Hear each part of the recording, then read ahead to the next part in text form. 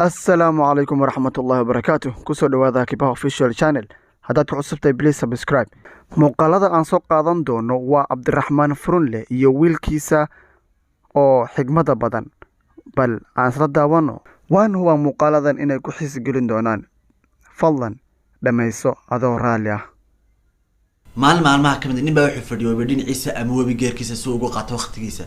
kadib wuxuu arkay baalka loo yaqaano dib u qalooc ama garla qofka garna waa kan oo ku sii dhacay webiga wuxuu sir miskiinka soo badbaadi markastuu siraado soo badbaadi ba uu qanina haddana soo badbaadi haddana uu qanina kadib shoo nin baa labadaba isku arkay intuu ninku soo dul istaagay ku laabtay waananta soo wadata waa maxay xayawaan kale kulba ku qaninay kulba badbaadinaysa ku sii daa webiga ku dhacay isaga dan leh intuu ninku qoslay baa wuxuu ku ri abti ma waxaad ugu kalifaysaa in xayawaan yar oo xun uu dabiicadiisa xun ku bedelo dabiicadeeda wanaagsan waxaan ka wada wax laga yaabaa inaad tahay qof wanaagsan ama jacayl dadka caawiyo balse markastuu wax cusub ama wax wanaagsan la imaado in dadka ku xeeran ay yani ula kacnay negative ka marjaa balse wala marnaba ha ogolaan qof kasto xun inuu bedelo ama uu yani ku bedelo dabiicadiisa xun dabiicadada wanaagsan markasta oo qofka naxariista badan ama yani bini'aadantinimada badan ee dadka caawiyo haddii aad ka weydo dadkan abaalgudkana ogsano ama aamin inaad ilaahay keeliso wassalaamu calaykum waxaan u maleynayaa inaad ka heshay muuqaalkii hore fadlan haddaadan subscribe aadan saarin subscribe inoo dheh like comment iyo share muuqaalkan kale oo soo socda ila daawa wax yar adoo raali ah waana jeclaan doontaa salaam calaykum abti yacquub وعليكم السلام وعليكم السلام يا ابتي وكان قاضي abti maanta su-aal baan ku weydiinayaa سوشيس maxay tahay weydiiba su-aasha abti maanta ku weydiinaya waxay tahay hee gabadha aad mustaqbalka guursanayso ama aad nolosha la wadaagaysaa waa inay sidee u ekaataa waa inay astaamo noocee lahaataa maxaa dumar kale kaga dooran lahayd su-aashaas maanta ku weydiinaya hanixnixina soo dhowo iga jawaab abti tasmiida dhib bale واو يعقوب يرى waxaa ku jecel wiil ma qof madaxweyn yaa uma madaxweyna waxa weyn maskax baa ka buuxda haye abtiyo waa in adiga ku ekaataa maxaa ka qadad ma baalatay anigu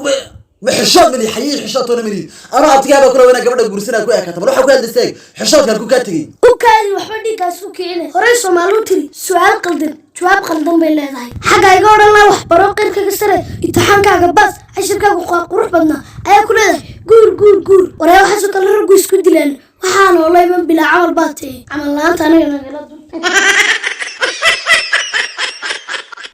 yacquub yar hore u soco saaxiib wiil yar oo waxaa tahay fariid ah aqli badan maasha allah muuqaalkan keliya inoo soo haray aan isla daawano hal mar aana dhegaysano abti ma waxay xidhay dariis buugaagna ay dhigtaa saan u tagay iskuulkayga sidoo kale ashirkayga way marsaa saan uga sareeya qeyrkayga abti hadduu su-aashan weydiina waxay tahay adigoo jeclaa waxbarashada ma marka soo dhamaysay jaamacad maxaa kalifayna guriga dhex fadhiistid abti haddii qof kastoo jaamacad soo dhameeyey hadduu gurigoogu dhex fadhiyo anigu maxay iga kalifaysaa iskuul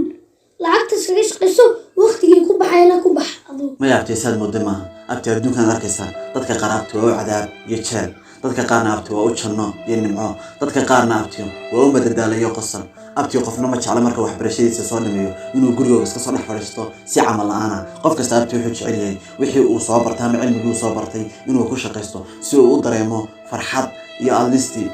deganaansho uu qalbiga ka dareemayo laakiin abti qof kasta waxaa xidhaysa oo jaamacad soo dhameeyay waxa afka qalaad lagu dhahdo initial cost Soomaali ahaan ku noqonaysa yani kharashka koowaad ee lagu furayo ama lagu bilaabayo ganacsiga qofku jecel yahay marka abti qofna ma jecla inuu gurigooda iska soo dhex fadhiisto si camal la'aan ah ama yani iska duqnima waa qof kasta wuxuu jecel yahay wixii uu la geliyay ama kharashka lagu bixiyay inuu soo saaro ugu yaraan haddii aanu soo saarinna uu soo isku filnaado marka abti waa ceeb qoyskiina oo ka soo bixinay heer school ilaa heer jaamacad inaad dib ugu noqoto oo tiraahdo waxaan doonayaa kharashkan ku bilaab lahaa yani waxaan doonayo ama waxaan jecelahay teeda kale abti maalinta ka dambaysa ay ka sii fiicnaanaya adduunku tusaale ahaan shalay maanta ayaa ka fiican maantana berri ayaa ka sii fiicnaan doontaa tusaale ahaan haddaan tusaale ku siiyo dalkanaad ku nooshay wuxuu soo maray maalmaha ka mid ah oo ardayda ku fadhiistaan daasadaha caanaha iyo saliidda laga dhameeyo halka aad maanta kaga fadhiisatid kuraas qurux badan iyo miisas qurux badan aad ka tagto galaas qurux badan iyo macallin qurux badan oo ku soo istaago oo aqoonteeda loo professional marka abti adduunka maanta ka dambaysa ka sii fiicnaan doona teeda kale abti weliga ayaa laha qofna qof kale lama ag dhigo naftaada naf kale lama barbar dhigo sababtoo ah dayaxa iyo cadceedu midoo baa waqtigiisa ayuu iftiin leeyahay teeda kale waxa laga yaabaa halkaan oo ka ahay beeroole ama agriculture in adigu noqoto madaxweyne dalka dhan maamula sidaas la mid ah qadarkaagu qadarkayga la mid maaha qadar Allah wama shaa facal wax laga yaabo inaad taado ku fiicnaato oo noqoto nin dal dhan maamula ama ganacsade weyn ama taajir sidaas la mid ah weligaa laabti qofka la isma barbardhigo wax laga yaabo in qof kasta uu ka fiicnaan doonto teeda kale laabti waxbarashadu waa hubka kaliya ee aad kaga hortagi kartaa ma iska celin kartaa cadawga nagu xeeran danaha ibni aadan sida gaajada faqriga iyo jahliga marka abti waxaan ku leeyahay buugga qalinkaaga sido annaga duruufta waan ka bixi doonaa qof kastana abti noloshiisa tiis ayuu maareysan doonaa waxaan laga yaabaa abti haddaan arday jaamacadaha ka baxday inaan waayahayga laabta ku haysano waxaana rajaynaa maalin maalmaha ka fiican in maalin maanta ka fiican oo adduunku noo soo mari doono teeda kale abti noqon nin adag oo waayaha adduunka iska celiya noqo abti qof adag oo dalkiisa iyo dadkiisana wax u tara okay abti haddii ay saatay weligaa baa buugga qalinkayga ma dhigayo waana maasanta abtiyo sida abti buugga qalinkaaga waa hubka qura ee iska celin karta adduunkan iyo waayaha adduunka laabtii giraabtii